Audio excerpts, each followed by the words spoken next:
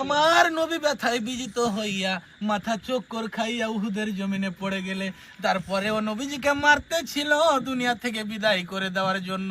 এমনি সময় হযরতে জিবরাইল এইভাবে দুইটা হাত বাড়াইয়া আমার আপনার নবীরে কোলে উঠাইছে, ওদের সামনের থেকে টান দিয়ে নিয়ে আসছে উহুদ পাহাড়ের মাঝামাঝি জায়গায়, নিচ থেকে দেখা যায় না এমন একটা জায়গায় নিয়ে জিবরাইল নবীরে ডাকতেছে, ও উহুদের পাথর জমিনের পাহাড় রে, দেখি যেই নবী না হইলে তোরা হইতি না, আমি হইতাম না, কুল কায়নাত হইতো না।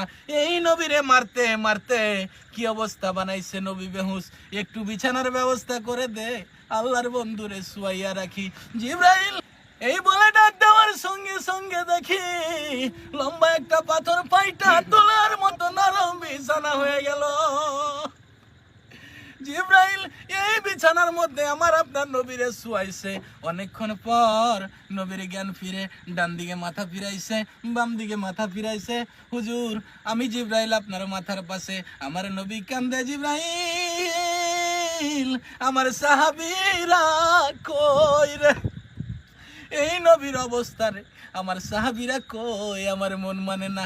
জিবরাইল কয়, রাসূলুল্লাহ আপনার দামদন মোবারক শহীদ, মাথার লোহার টুপি ভেঙে টুকরো ভিতরে, বেহুশ ছিলেন, ওপরে নিয়ে আসলাম, সাহাবীদের খবর পরে নেবেন। হুজুর আমি জিবরাইল আপনার ব্যথার রিপোর্ট গুলো আল্লাহর দরবারে পৌঁছে দেওয়ার জন্য এসেছি। হুজুর বলেন দাঁত ভাঙ্গা ব্যথা কেমন, আমি আল্লাহর কাছে পৌঁছাবো। হুজুর বলেন মাথা ভাঙ্গা ব্যথা কেমন, আমি আল্লাহর কাছে পৌঁছাবো।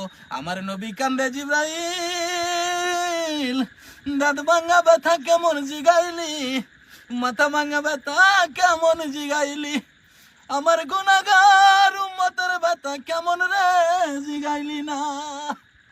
জিবরাইল বলেন দাঁত ভাঙ্গা মাথা ভাঙ্গা ব্যথার চাইতে রে আমার গুনাহগার উম্মতের ব্যথা বেশি। যেই নবী এত ব্যথায় বিজিত হওয়ার পরেও নিজের ব্যথা গোপন করে উম্মতের ব্যথা প্রকাশ করে, এই নবীর কথাই আমাদের মানা দরকার আছে কিনা? মানলে জান্নাতি, না মানলে দুজকি। এর মানলে আবু বকর, না মানলে আবু জেহেল। এর আমরা